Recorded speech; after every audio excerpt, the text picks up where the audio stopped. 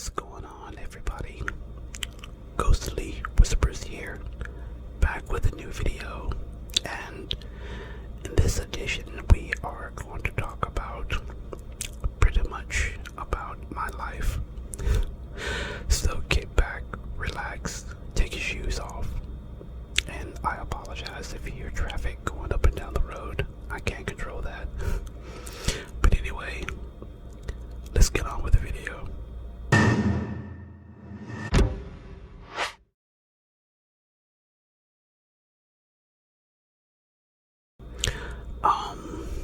Let's see. When I was growing up in a really small town. Actually, it was not a town at all. It was all pretty much the country. I lived in the deep country. As a matter of fact, we lived in the country so far that our closest neighbors was like 7 miles. Now that's like way out there. We lived in the middle of nowhere pretty much, and we couldn't get cable out there. I mean, as a matter of fact, cable was nowhere near as advanced and sophisticated as it is today.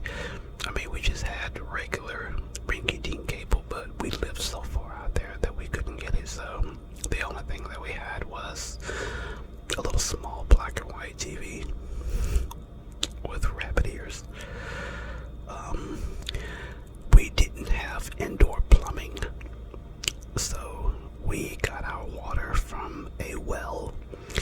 And if you live in the country, or you have grandparents or aunt and uncle that live in the country, or just know people that live in the country in general that use well water, that you will know that well water is by far the most cleanest and the most purest water on the planet, because it's naturally purified underground by underground springs. So it's naturally purified, so it's always clean, it's always fresh, crisp, and ice cold. If we had to take baths, what we did was we go get the well water and bring it inside and warm the water up, heat the water up on the stove. And we didn't have a traditional bathtub as you and I are accustomed to today.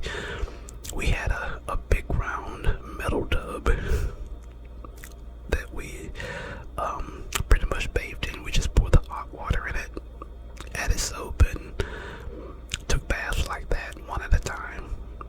And I mean, that's just how we did it. And we had an outhouse, which was a pain in the ass during the winter time. But I mean, like I said, if you lived in the country like that, or know older people that lived in the country, I mean, people are still using outhouses to this day, even though I don't prefer it now. But there are people that are still using outhouses, you know, stuff like that. We didn't have traditional brooms, you know, like you and I are accustomed to today. Our brooms was made out of wheat. We just get a bunch of wheat plants or whatever, and we just, it's kind of hard to explain. My mama did all that. I didn't never do it. All I know is that the broom was made out of wheat straw. That's all I know. And it kept the house clean, you know, stuff like that. We lived in a log cabin kind of style home. It had a tin roof, and it had a chimney and all that good stuff. It had a back porch that was filled with lumber because we had a fireplace. And you know, it was the cheapest way, the easiest way to keep the house warm, you know, during the cold winter nights, because out in the country it is cold as fuck. So we made sure that we always have wood to burn. I think today's kids would literally die in the country, because number one, you can't get any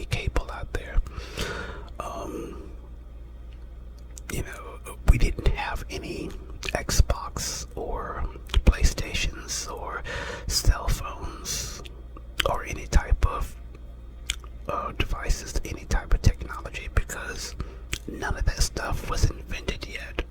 Whenever we had to go to the laundromat, which was in town, it was like going on vacation for me, because we hardly ever went anywhere. I mean, we just went to school and then go home, and that's it. So when we had the chance to go up to town, that was like a vacation for me, because like I said, we never really got a chance to go anywhere. So if any time that I was misbehaving and showing my ass and shit like that, and they didn't want me to go, what I did was I'd go outside and I get in the back of the car and I hide in the back seat and shit. And when we get like 25-30 miles down the road, that's when I pop out, because I knew that they're not going to turn around and drive 30 miles just to take my ass back home and then turn around and drive way back to town. They're not going to do that. So, I mean, we did a lot of mischievous shit. But I think one of the most funniest moments growing up is that after Christmas, it was sometime after Christmas, there was an extremely popular baby doll, and it was called Baby Dad Away. Okay, and it was extremely popular. Every little girl across the world had to have this doll, and my sister got one. And what made it so popular is that it's got a little button on it, so when you turn the button on, the baby doll will crawl to you and shit. And the song went, "Baby Dad Away, Baby Dad Away," you know, shit like it was the corny commercial, you know. It was a corny baby doll, but my sister had to have one. And I remember we had a fire going, and it wasn't cold, but I don't know why the fire was there, but we had a fire going. I guess it was that type of weather where you go to the fairs and carnivals and stuff like that. It wasn't freezing cold, but it was cool enough for a fire. And my sister pissed me off big time. I can't remember exactly what she said or did, but I got pissed off. And I looked down at the ground, and I just so happens to notice that Baby Dad Away was just sitting right there. And then I thought to myself, I know what I'm gonna do. And like I said, we already had that fire going. I grabbed that baby doll, I turned it on, and I watched that bitch crawl directly into the fire. I mean, can you imagine that? Baby Dad Away, Baby Dad Away. I know I'm probably going to hell for this, but to me it was so funny. But the problem was, I had absolutely no idea that battery acid and extreme heat does not go well together. And batteries was popping everywhere, battery acid and shit like that. My dad ran inside because he thought he heard gunshots and shit. My sister ran into the room and she had a massive heart attack. I mean, she was just like screaming and crying, "My baby, my baby." The baby doll, it was just moving, it crawling and shit inside the fireplace. My daddy ran in. He thought it was funny. He thought it was hilarious. But my mom, not so much. She was beyond pissed. See, the thing about my mama was extremely, and I mean extremely Christian. Okay?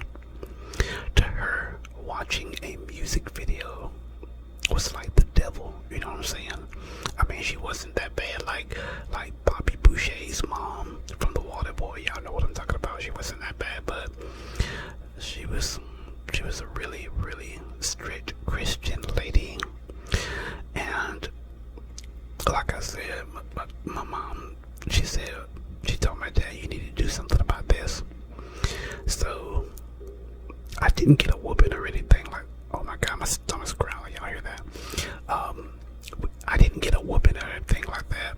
But there was a fair coming up, a huge, huge fair, and everybody was going, except guess who? Yeah. They said that I was not allowed to go to the fair. That was my punishment for killing her doll. But that's okay though, because my dad said, don't worry about it. You and I were gonna do something special. What he really meant was that he was going to take me along to his local juke joint where him and all the rest of his sawmill buddies can get together and get drunk. They brought their sons. He brought me. So while we was all outside playing dodgeball or whatever, all our fathers were inside the juke joint getting drunk, only to have their wives saying, like, my mom, come pick my dad up because he's too drunk to drive.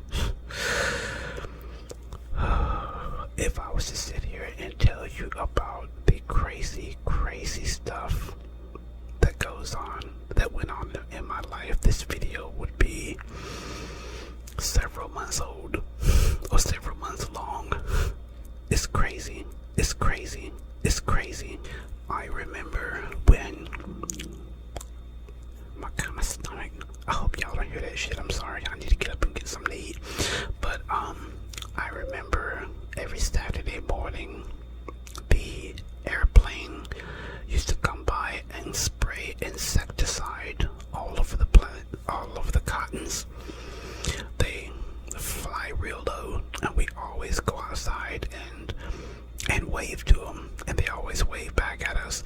Sometimes it would be in an airplane, sometimes it would be in a helicopter, but they did that every weekend, and we always ran outside and watched them fly back and forth and shit like that. And we used to watch the cotton pickers. That's what we called them, those tractors, those big green tractors with those yellow looking pointy things in the front. Y'all know what I'm talking about. We used to watch them go up and down and pick up the cotton and stuff like that. Man, if y'all hear my stomach growling, I apologize, man. I mean, I had absolutely no idea this shit was gonna happen, you know? So if y'all hear my stomach growling, I'm sorry. I need to get off this video and make me something to eat. Look at it, you got traffic going, man. It's hard to make a video out here, man. I mean, you got so many distractions and shit. You got dogs barking, you got people going up and down the damn, and then what makes it really, really bad is that when I turn this thing off, you don't hear a damn thing. You know what I'm saying? You don't hear no traffic. You don't hear no animals. Your stomach gonna stop growling. I mean, it only happens when you're trying to make a video, but when you're not making a video, you don't hear shit. But as I was saying, we used to watch the insecticide. I'm sorry, I lost my train of thought there. We used to watch the insecticides, the helicopter and the airplane and shit fly. And we used to say hello to the people that drove the yellow tractors. We call it cotton pickers. You know, when you're a kid, those cotton fields make great bathroom areas.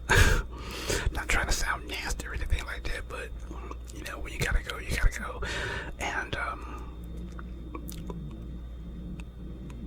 man, I apologize if y'all hear my stomach growling because I know y'all got to hear it. I'm gonna try to edit it out. But I used to love going out into the cow pastures and shit because, you know, we had some really, really friendly cows, and they always come up to me and want me to pet them and shit like that. But I ain't milking them. I'll pet them. Boy, I tell you, my life was something else in the country. But anyway, I hope you guys enjoyed this little video. I'll be making another one next Sunday. Thanks for watching. Thanks for commenting. Please like this video, thumbs up, and share this video as well. I'll see you guys in the comment section. Wow. Oh my god, man, I am so fucking embarrassed. I know y'all heard my stomach growling, boy. I gotta get me something to eat. I'll better get me something to eat right now. Oh Lord have mercy.